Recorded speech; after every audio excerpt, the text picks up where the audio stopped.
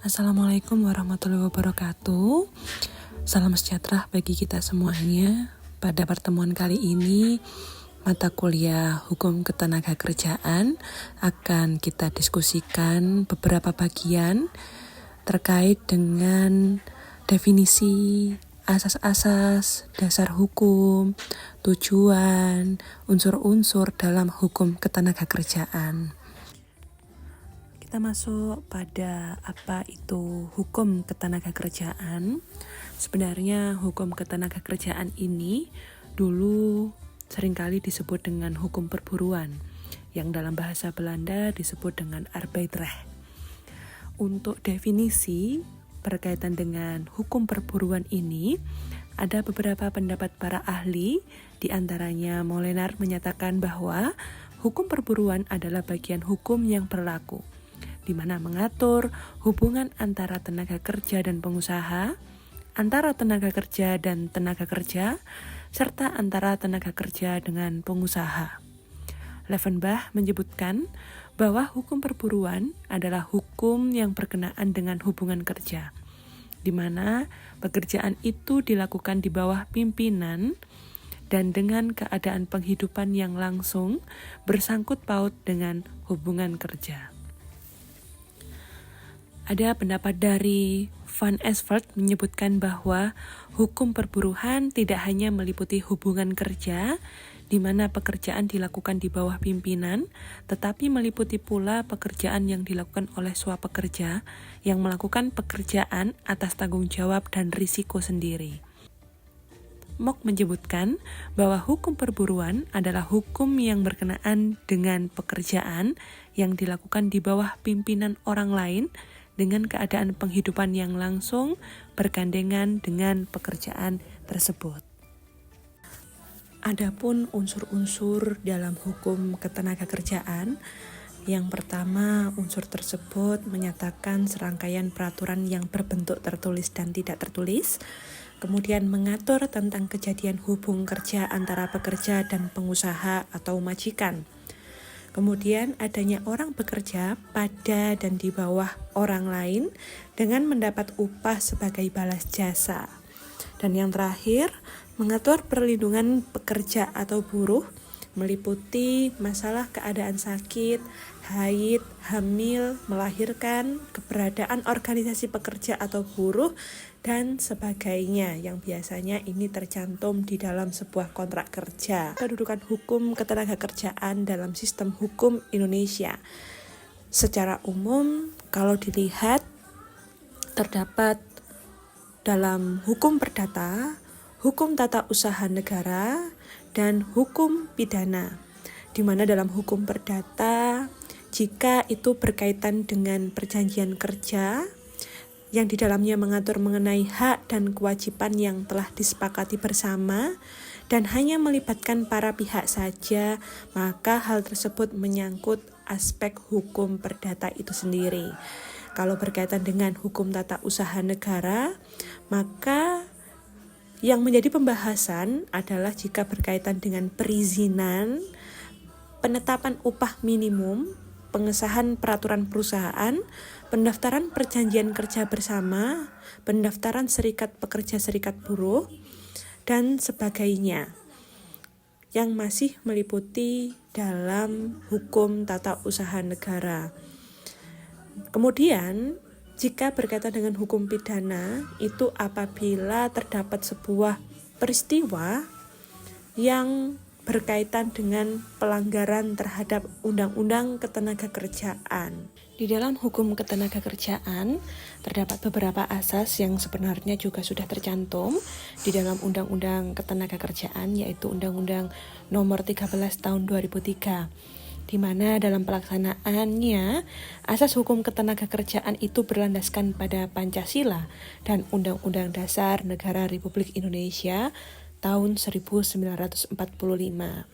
Kemudian lebih lanjut dalam pasal 3 Undang-Undang Nomor 13 Tahun 2003 menyatakan bahwa pembangunan ketenagakerjaan diselenggarakan atas asas keterpaduan melalui koordinasi fungsional lintas sektoral pusat dan daerah dengan tujuan untuk tercapainya sebuah kesejahteraan, keadilan, dan kemakmuran di dalam masyarakat Indonesia itu sendiri. Terdapat tujuan hukum ketenagakerjaan, di mana diantaranya adalah untuk mencapai atau melaksanakan keadilan sosial dalam bidang ketenagakerjaan. Yang kedua, untuk melindungi tenaga kerja terhadap kekuasaan yang tidak terbatas dari pengusaha. Hukum di dalam Undang-Undang Ketenagakerjaan tidak hanya berupaya melindungi para tenaga kerja, namun juga melindungi para pengusaha.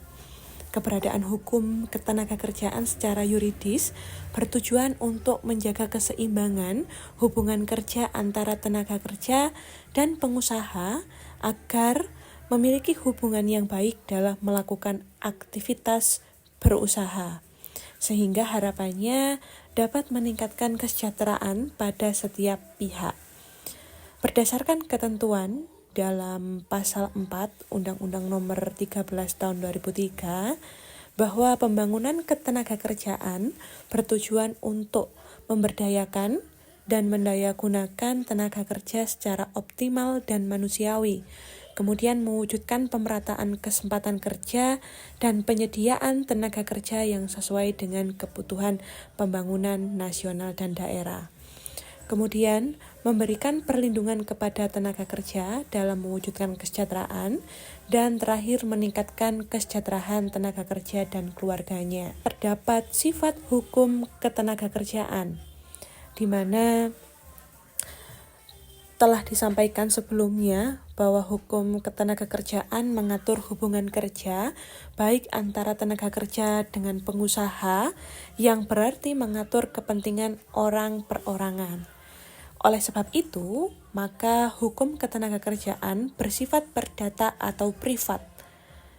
Walaupun seperti itu, pelaksanaan hubungan kerja untuk masalah-masalah tertentu misalnya masih membutuhkan intervensi dari pemerintah, sehingga sifat daripada hukum ketenagakerjaan itu dibagi menjadi dua. Yang pertama bersifat imperatif dan bersifat fakultatif. Yang disebut dengan imperatif atau dalam bahasa Belanda disebut dengan dwingenrecht atau hukum memaksa, memiliki arti bahwa hukum yang harus ditaati secara mutlak, yang tidak boleh dilanggar. Kalau hukum yang bersifat fakultatif atau regelenrecht atau unvoorwaardelijkrecht atau hukum yang mengatur atau melengkapi, di mana artinya hukum yang dapat dikesampingkan pelaksanaannya. Terdapat unsur yang melekat dari istilah pekerja atau buruh, yaitu setiap orang yang bekerja menerima upah atau imbalan sebagai balas jasa atas pelaksanaan pekerjaan tersebut, berada di bawah perintah majikan dan perintah negara atau pemerintah, kemudian tidak berada di bawah perintah orang lain dengan risiko ditanggung sendiri seperti wirausaha, majikan, atau wira swasta. Kemudian terdapat subjek dan objek di dalam hukum ketenagakerjaan, di mana subjek tersebut diantaranya adalah pekerja atau buruh, majikan, dan organisasi buruh, yang dimana hal tersebut diatur lebih lanjut dalam Undang-Undang Ketenagakerjaan. Yang disebut dengan buruh itu sendiri atau pekerja adalah setiap orang yang bekerja dengan menerima upah atau imbalan dalam bentuk lain. Sedangkan majikan adalah seorang pengusaha dalam hubungan dengan buruh. Dalam hal tersebut, tertentu kata pengusaha berarti majikan. Majikan adalah seorang pengusaha dalam hubungan dengan buruh. Dalam hal tertentu, kata pengusaha berarti majikan. Kemudian organisasi buruh adalah alat bagi buruh untuk melindungi dan memperjuangkan kedudukannya dalam perbaikan nasib. Sedangkan objek dari hukum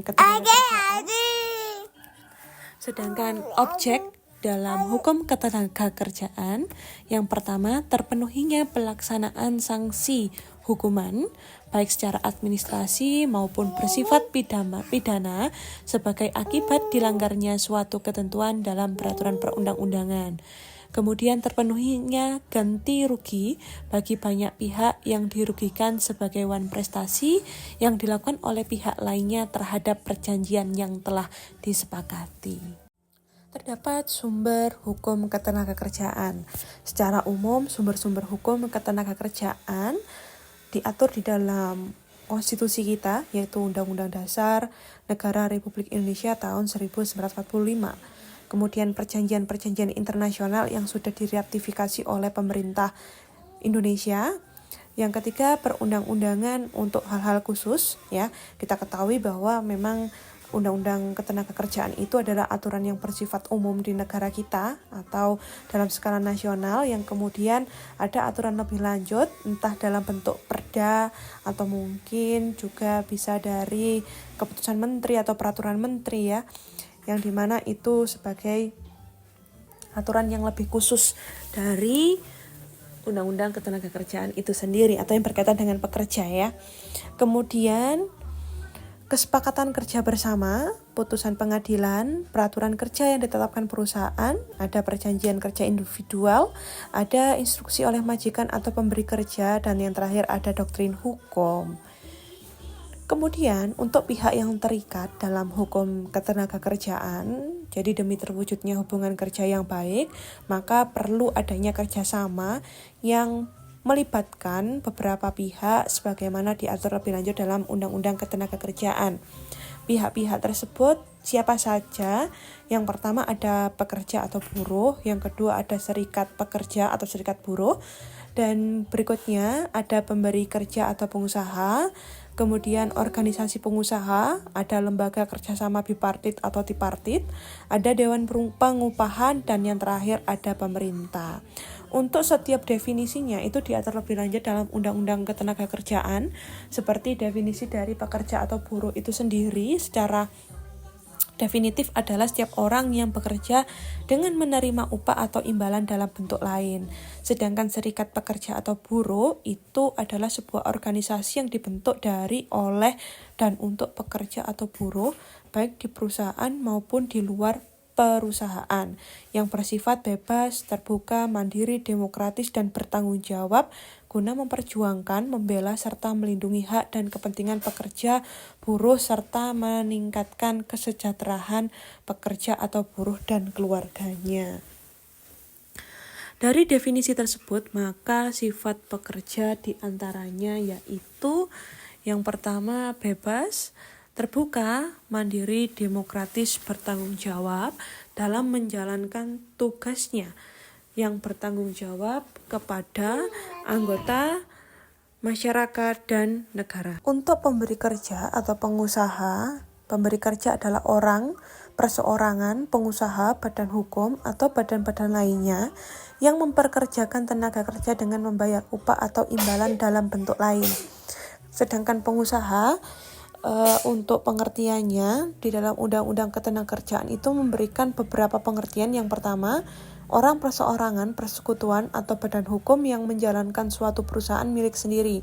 Yang kedua, orang perseorangan, persekutuan, atau badan hukum yang secara berdiri sendiri menjalankan perusahaan bukan miliknya. Sehingga orang perseorangan, persekutuan, atau badan hukum yang berada di Indonesia mewakili perusahaan sebagaimana dimaksud dalam pengertian pertama dan kedua yang berkedudukan di luar wilayah Indonesia. Kesimpulannya bahwa orang yang menjalankan perusahaan bukan miliknya termasuk dalam pengertian pengusaha.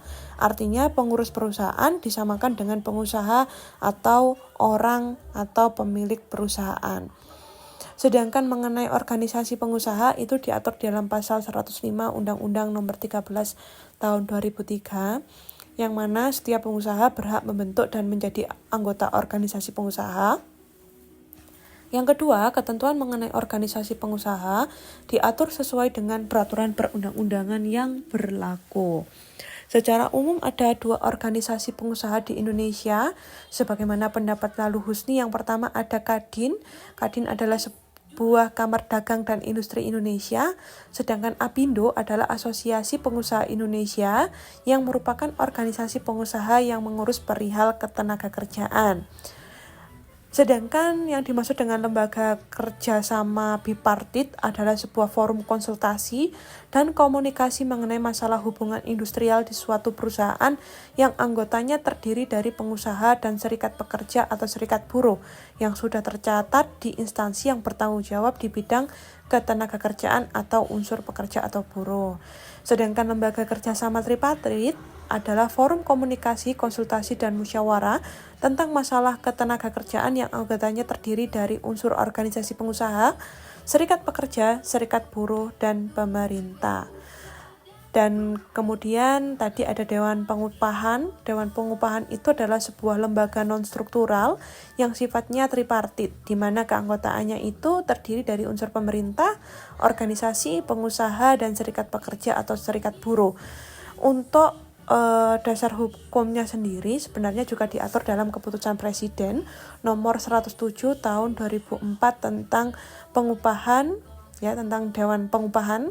Dewan tersebut itu terdiri dari Dewan Pengupahan Nasional, Provinsi, Kabupaten atau Kota. Dan yang terakhir tadi ada pemerintah, ya, selaku lembaga, ya, yang berupaya untuk mengatur, ya, membuat sebuah kebijakan atau aturan, ya, untuk supaya terwujudnya konsep ketenagakerjaan sebagaimana yang tercantum dalam sebuah asas, ya, dalam sebuah pengaturan lebih lanjut, supaya terwujudnya tujuan dari ketenagakerjaan yang mampu memberikan keadilan, ya, kesejahteraan di dalam masyarakat Indonesia itu sendiri. Baik, demikian yang dapat saya sampaikan. Untuk kurangnya mohon maaf. Terima kasih. Wassalamualaikum warahmatullahi wabarakatuh.